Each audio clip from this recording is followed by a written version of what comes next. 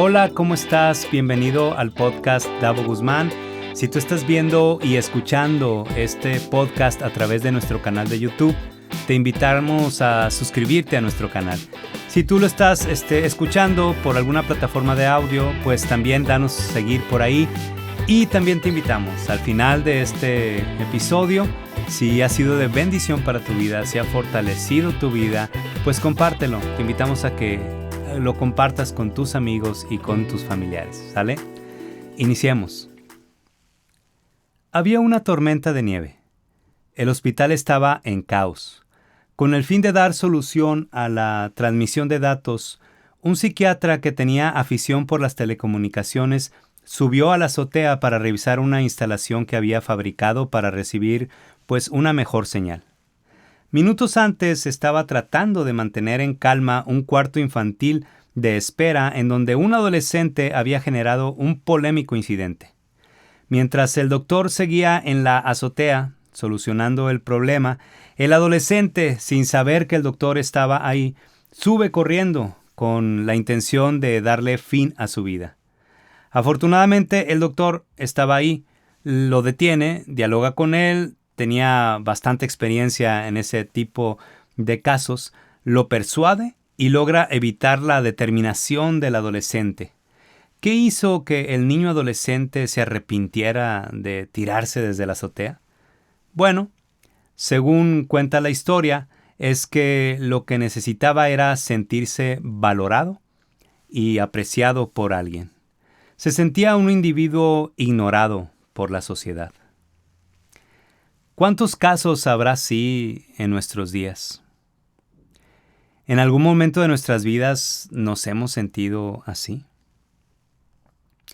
Los expertos dicen que esto es algo muy común, y en este aislamiento forzado en el que estamos a causa de la pandemia, seguramente este problema ha aumentado.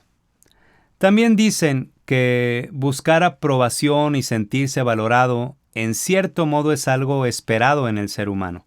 De ser así, ¿por quién nos queremos sentir aprobados y valorados? Esa es la clave.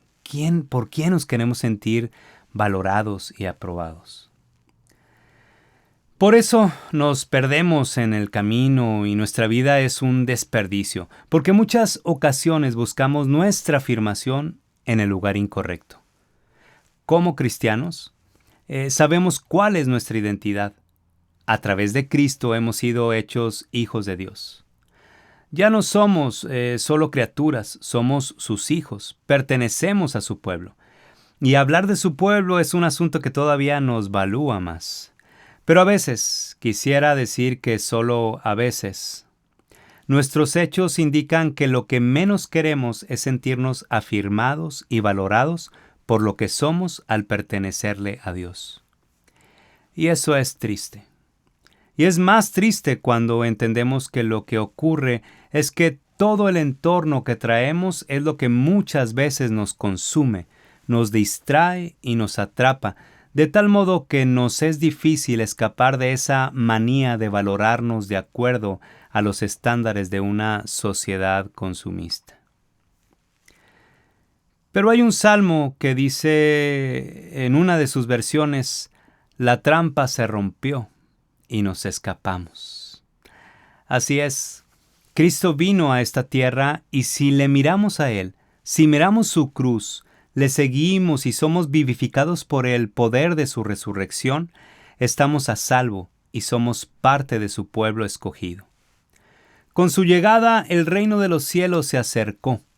Y eso determinó una nueva manera de ver la vida. Si insistimos en seguir valorándonos por las cosas, nos estamos quedando muy retrógrados con respecto a lo que Dios ha traído con su nuevo reino. El texto bíblico que veremos el día de hoy en esta secuencia que traemos del Apocalipsis nos habla de la iglesia de Esmirna.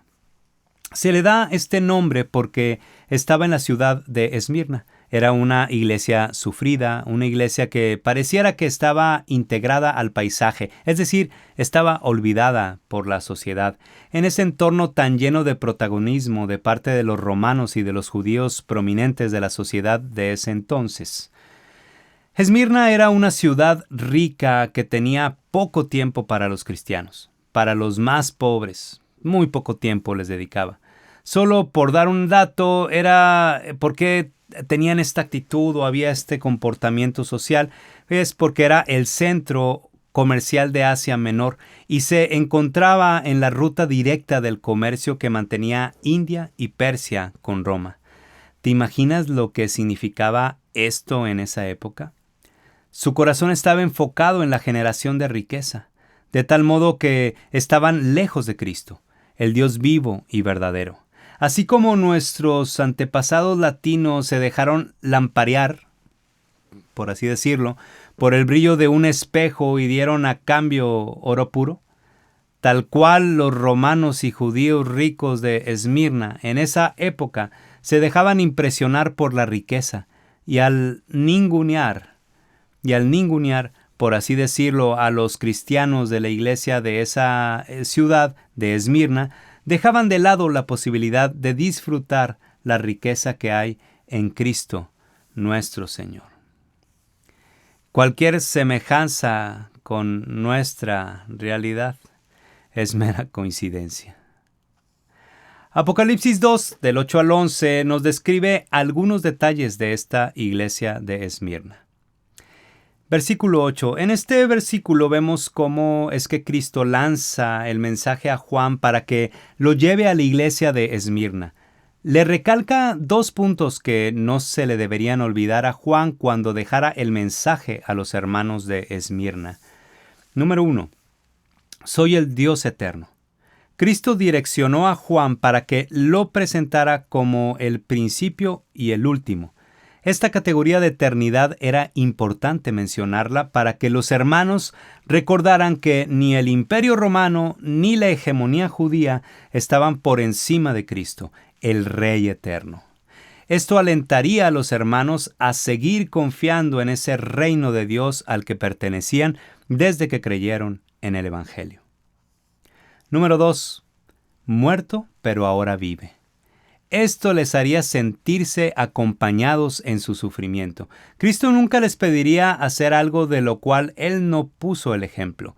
Y no solo eso, sino que desplegaba esa esperanza que tenían de que un día, cuando Cristo volviera por segunda vez, resucitarían y estarían reinando con Él. Y aún hay más. Mientras tanto, en ese tiempo en que vivieron en esa tierra, la resurrección de Cristo les daba la garantía de saber que nada los separaría del amor de Dios y serían más que vencedores por medio de aquel que les amó y resucitó de entre los muertos, para vencer así al enemigo de nuestras almas. Versículo 9. Sufrimiento y pobreza. Literalmente dice, yo sé de tu sufrimiento y tu pobreza, pero tú eres rico.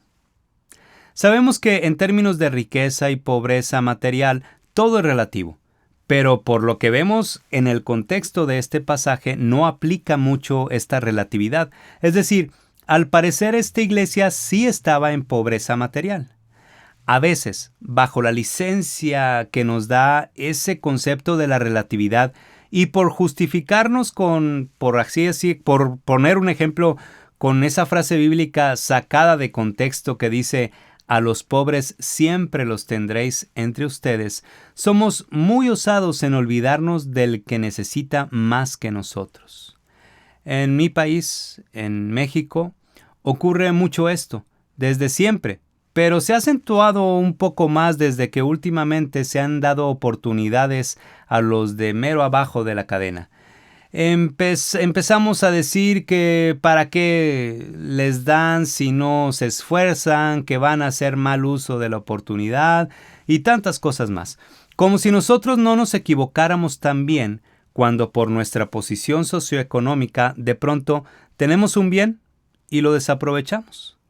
O si de pronto, con poco, logramos algo que a otros les costaría mucho más, les costaría una eternidad lograrlo. No les bastaría la vida para poder alcanzarlo. Pienso que cuando ocurre esto de ser indolente con el pobre, no solo somos osados, sino también somos ingratos. Y cuidado, porque la ingratitud siempre aparece cuando hay soberbia. Perdón, me enfoqué en el pobre y el que sufre en lugar de hablar de la iglesia de Esmirna que estaba en pobreza y sufriendo. Pero se prestó la ocasión y no quise desaprovechar el que reflexionáramos al respecto. Pero el punto es que en una sociedad hay oligarquías que oprimen a los de abajo, y eso es lo que estaba ocurriendo con los hermanos de Esmirna. Estaban siendo despreciados y oprimidos por los romanos y judíos prominentes. Dice el Salmo 75, como para darnos cuenta que no nada más ocurrió ahí, sino ha ocurrido en muchas otras ocasiones, y la Biblia trae varios momentos en la historia del pueblo de Dios, tanto en el Antiguo Testamento como en el Nuevo Testamento, de estas características. Y un ejemplo más está en el Salmo 75, y lo comparto porque leyéndolo el día de hoy en la mañana me topaba con esto. Dice así: y a mí, que estoy pobre y afligido, Dios mío, ven pronto a ayudarme. Tú eres quien me ayuda y me liberta. No te tardes, Señor. Estas palabras David las expresó en un momento que se sentía en grave peligro. Se sentía acorralado, a punto de ser atrapado por sus enemigos. Querían hacerle daño, querían matarlo. Es una oración, una súplica que David le hacía a Dios para que lo ayudara. Se sentía oprimido por quien estaba al poder. ¿Te suena familiar? ¿Cuántas veces? Y impotente por lo que sucede en tu entorno, te sientes oprimido, nos sentimos oprimidos por el sistema. David se sintió así y oró. Cristo sabía que la iglesia de Esmirna se sentía así y por eso les decía: pero tú eres rica. De esta manera les estaba recordando que en Él, en Cristo, tenían toda la riqueza que se requiere para hacerle frente a las vicisitudes que pasan en la vida. De esa riqueza que no tiene que ver con dinero y cosas, sino con la presencia de Dios en sus vidas para tener sabiduría y aliento cuando enfrentaban dificultades. Versículo 10. No tengas miedo. La iglesia de Esmirna lo estaba pasando ya de por sí difícil, y el mensaje traía aparte una mala noticia.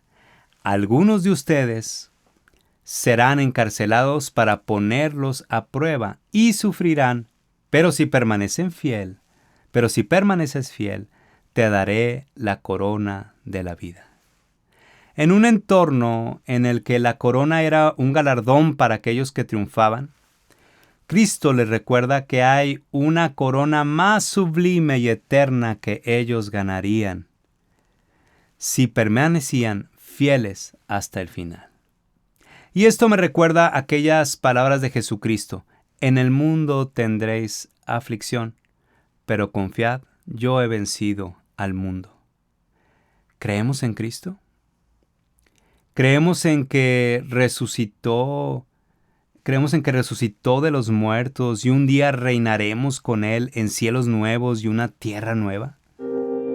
Permanezcamos fieles, porque para los cristianos, para la iglesia de Jesucristo, nada vale la pena si no estamos anclados en Él.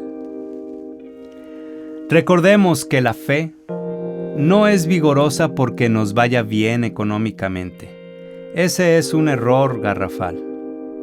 No debemos poner nuestro tesoro en los bienes, porque donde está nuestro tesoro, ahí también estará nuestro corazón.